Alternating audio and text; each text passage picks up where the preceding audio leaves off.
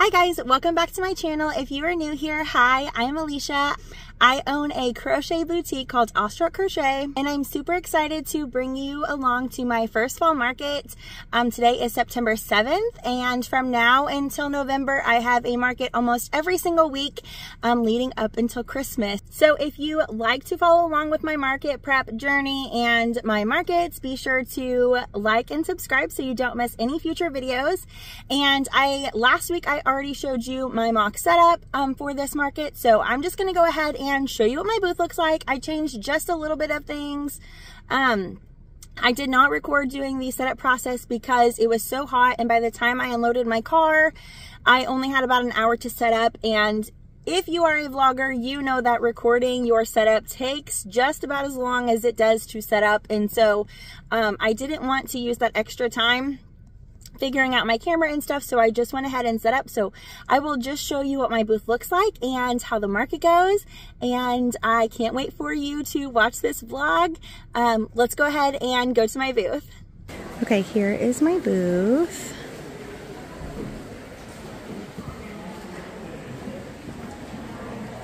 It's very tiny, but I think it turned out pretty cute. My car hanger swing shelf ended up not working out. I'm waiting for it to dry down here with the glue. Hopefully it's dry enough that it'll hold some weight, but right now it's not. So I can't put my hanging ghost. I wasn't able to find the original wooden dowel rod that's supposed to go on top. My boys must have lost it, but this is what we're working with.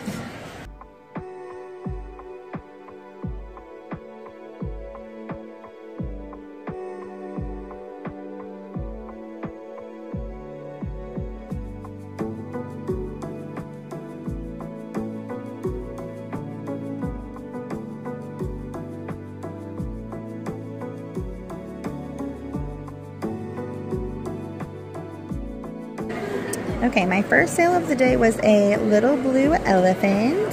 So I'm gonna put this pink one out and then straighten up my booth because I need it. Okay, this guy's going to his forever home.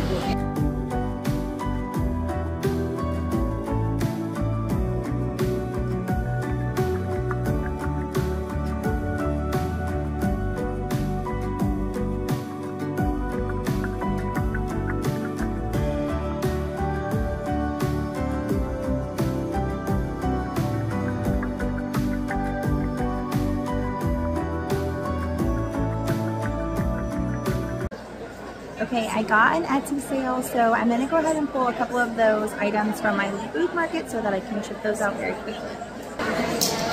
So this one sold, and this little guy.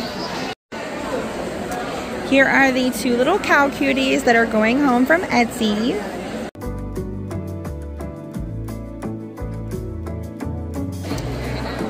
Okay, I've been meaning to catch a video of this, but someone always comes up. Just like that. Okay. But look how cute little Maeve Mouse is. I just love her. I wish someone would buy her because she's so stinking sweet in the white. I just love Maeve. Okay, oops, this is way too close. I put out some of my spring and summer things because I got a lot of attention for these little octopus, so they're out now. I just have a few left, but I'm gonna straighten up this mess here. Also, I think it's really funny. People keep putting this, they sit like this, but people keep flipping it over like this, like they think that this is his smile, I guess, instead of his head. I think it's funny.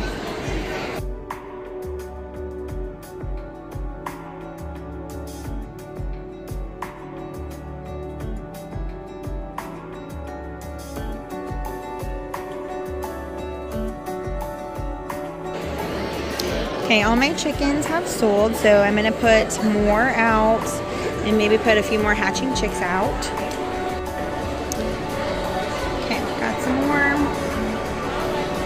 Put another little flamingo out. I'm gonna move some things around, and I still have these guys. Okay, this is the end of the market and what my booth looks like. I'm gonna go ahead and pack up.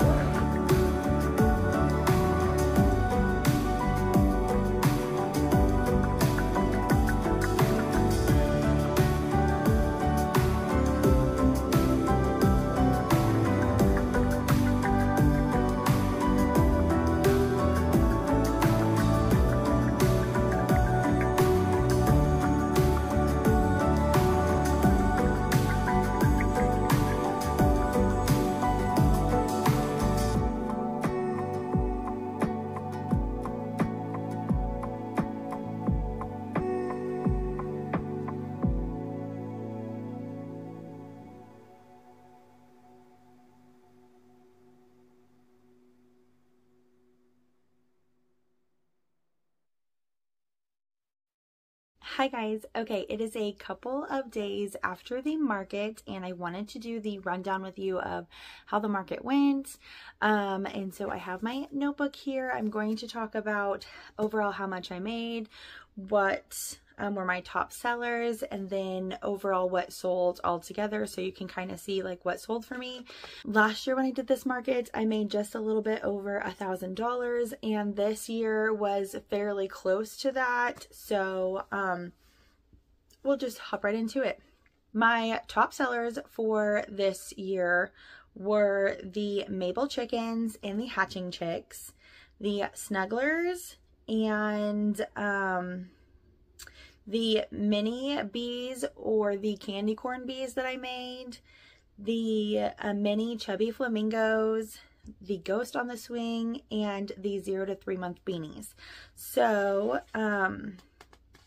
let's go ahead and run down what actually sold for me at this market. So this is in no particular order at all. I'll just run through the list of what was on my square. I use my square for both cash and card checkout, so I can see what my profit was at the end of the day and not counting my cash. I just calculate all my transactions within my Square app and it's super easy. And then I can give change back if needed, or if they want to use their card, they can use that as well. So the first thing to sell was the Elliot elephant from Christina at Handmade Hugs. And so I set out the blue one, and the blue one was the first to sell, and then I set out my pink one, and it quickly sold as well to the cutest little girl.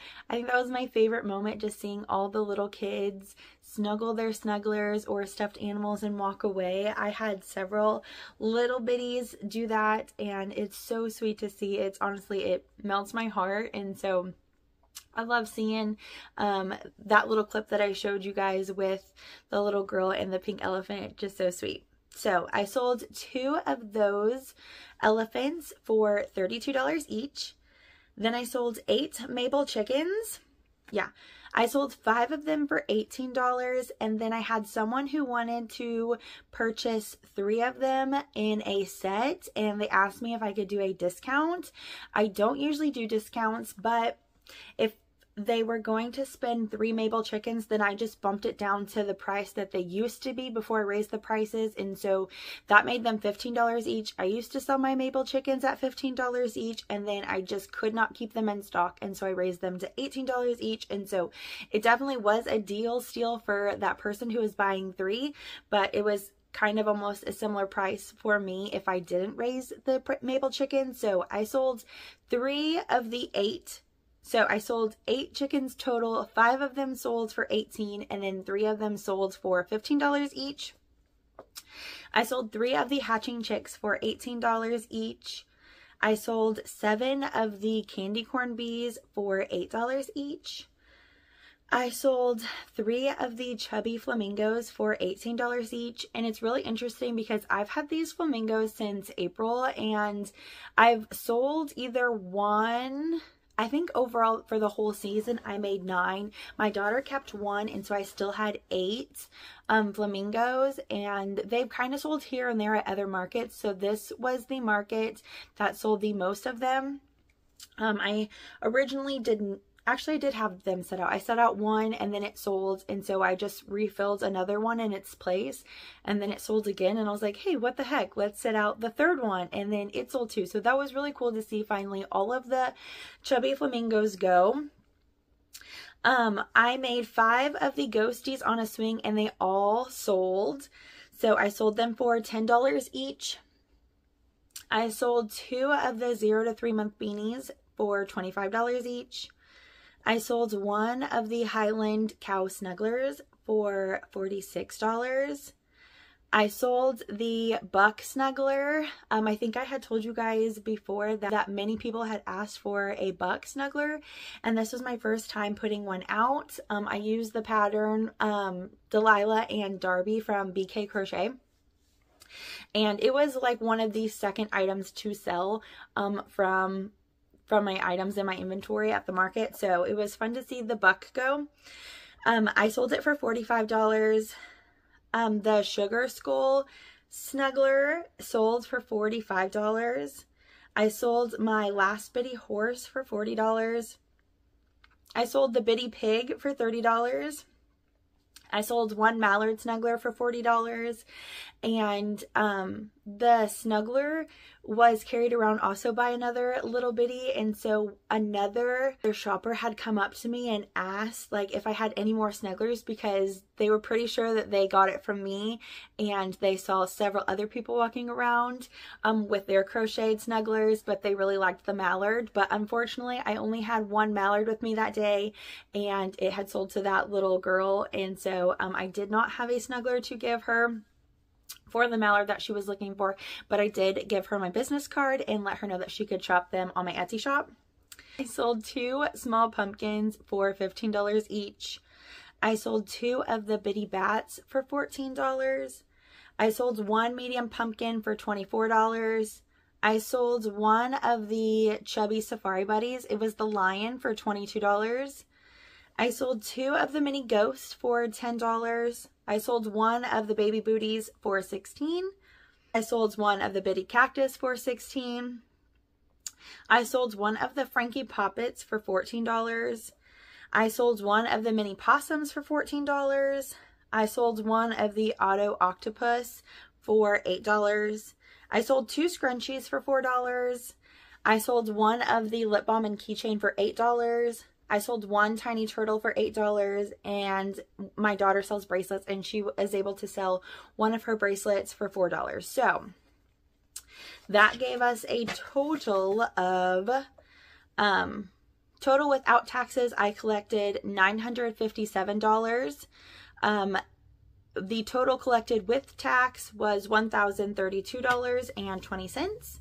And so this was kind of fun to see. I always like to see how many people paid with cash versus how many people paid with card. And this event was pretty much tied. $500 were in cash and a little over $500 was in card. And so that's really interesting to see, because I know several of the makers only take cash, and we've kind of chatted a little bit about accepting card and ways to accept card.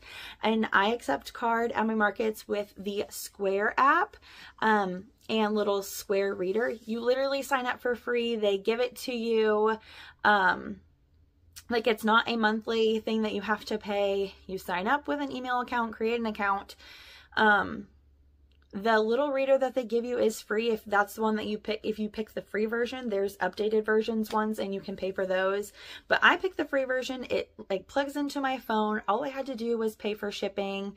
And then they do take a small percentage out of your for each transaction that you use. However, I have that price built into my prices, and so it doesn't have to affect your cost. And in reality, the fees that I paid, so $531.74 was used with my card, and my fees that I paid in was $15.31. So it's really not a big chunk of fees that is taken out for each transaction. And so I would gladly spend the $15 because I made $515 out of that $15 in fees. in the long run. And that's $500 that I didn't have if I didn't use my card. And that's what usually I find is that people come and they shop my booth, and then they like I do this, I bring a certain amount of cash with me, and then if I find something that I'm like, oh, I didn't bring enough cash but I could use my card, I would do that as a shopper. And I know other shoppers do that too. They get to shopping and they like multiple things and they're like, oh, I didn't bring enough cash, but do you take card or Venmo? And I've done both of those. And so that is my little tip for you, is that if you are not signed up with Square or some kind of way to take a card payment, please do, because you are missing out on sales if you don't.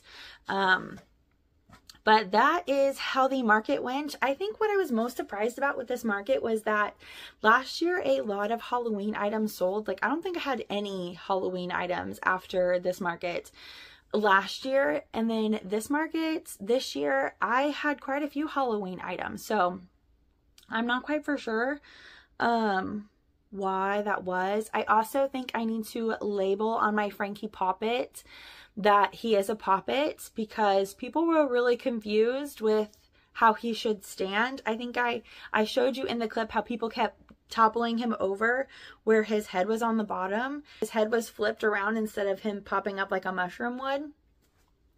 And so I think I need to label that differently. And then also I've come across this before, and maybe you have as well, so I'm curious to know what you do in these situations. But I love for people to touch my things in my booth. I think that's the whole point of having soft crochet things and things geared to children, is that they can touch it. I have come across where like one of my inventory items was potentially destroyed. I always check my booth to make sure that all things are clean and stuff, especially when people have been touching items. I went to go check the snugglers, and when I went back over there to straighten up the snugglers, I realized that whoever had been there previously before had picked up the purple unicorn snuggler, and it has white paws, and they got it all cheesy, like with their hands. Like there was cheese prints on both of the little paws on their hands and on their feet, and I was just devastated because those snugglers take a lot of time, and I don't even know if it's going to come out of the white. I haven't tried it. I need to soak it and see how that's going to work, but I'm at the point now where I either have to rip off his arms and recrochet his arms and recrochet his feet, or tally it as a loss and be done with it. And that's really sad because the snugglers take me anywhere between 2 to 3 hours to make, and so that didn't feel so good. My booth is a havoc, and their parent is nowhere to be found, and that's my hard work that I put into this, all the time that I took to crochet it, and now it's just potentially destroyed because people aren't being like careful with things when they have no intention of buying it. So I'm curious to know what you do when you're at your markets and how you handle these situations. I'm tempted to just say that children at the age of whatever should have an adult, and if they don't, I need to probably just voice my opinion and say, hey, can you come back at a later time with your grown-up and then you can look at these things? I think that may be just what I have to do, instead of having a sign, or maybe have a sign so parents also know that they can't just allow their child to come up on their own.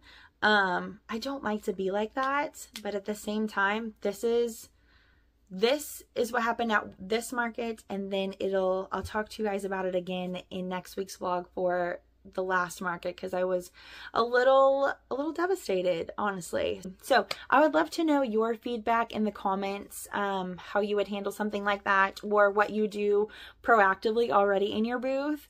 Sometimes I feel like my booth is already so full, so I'm like, where would I put a sign like that? It would just have to be something that I would definitely need to be intentional about, and not just like, oh, I'll just stick it wherever, because it can't just be wherever. So that is the rundown of the market. It was a fairly good market outside of me losing that one piece of inventory, and it truly was just the one piece. You'll find out in next week's vlog what else happened at the other market that I attended within a week. So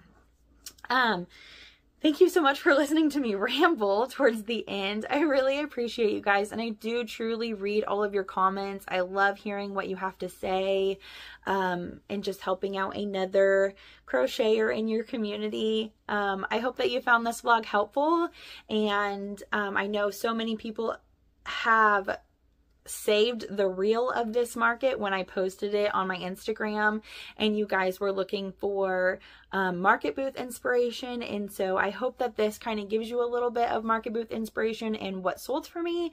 I will try to record other market vlogs so that you guys can see how I set up my booth and get inspiration that way. But thank you so much for watching. Sorry for the late post because today is Sunday and it should have already been posted today and it wasn't. And I will see you in the next vlog. Bye guys.